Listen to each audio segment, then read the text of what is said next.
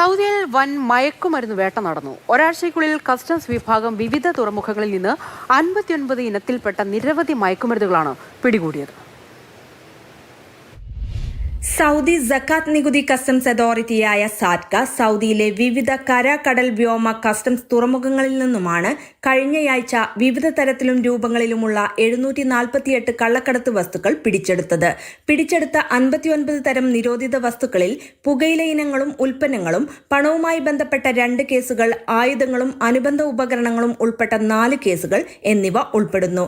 സമൂഹത്തിന്റെ സുരക്ഷയും സംരക്ഷണവും ഉറപ്പാക്കുന്നതിനായി രാജ്യത്തിന്റെ ഇറക്കുമതിയിലും കയറ്റുമതിയിലും കസ്റ്റംസ് നിയന്ത്രണം ശക്തിപ്പെടുത്തി വരുന്നുണ്ട്.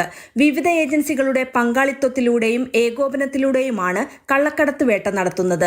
സുരക്ഷ വർദ്ധിപ്പിക്കുന്നതിനും സമൂഹത്തെ മയക്കുമരുന്നടക്കമുള്ള വിപത്തിൽ നിന്നും സംരക്ഷിക്കുന്നതിനുമായി സാറ്റ്ക നിയന്ത്രണം ജാഗ്രത പാലിക്കുന്നുണ്ടെന്നും അധികൃതർ വ്യക്തമാക്കി. സമൂഹത്തെയും ദേശീയ സമ്പദ് വ്യവസ്ഥയെയും സംരക്ഷിക്കുന്നതിനായി കള്ളക്കടത്തിനെതിരെ പോരാടുന്നതിൽ സഹകരിക്കണമെന്നും അതോറിറ്റി പൊതുജനങ്ങളോട് ആഹ്വാനം ചെയ്തു. 1910 എന്ന ടോൾ ഫ്രീ നമ്പറിൽ വിവരങ്ങൾ കൈമാറാവുന്നതാണ്. നൽകുന്ന വിവരങ്ങൾ രഹസ്യമായി സൂക്ഷിക്കും, പ്രതിഫലം നൽകുകയും ചെയ്യും. Mathrubhumi news, Riyadh.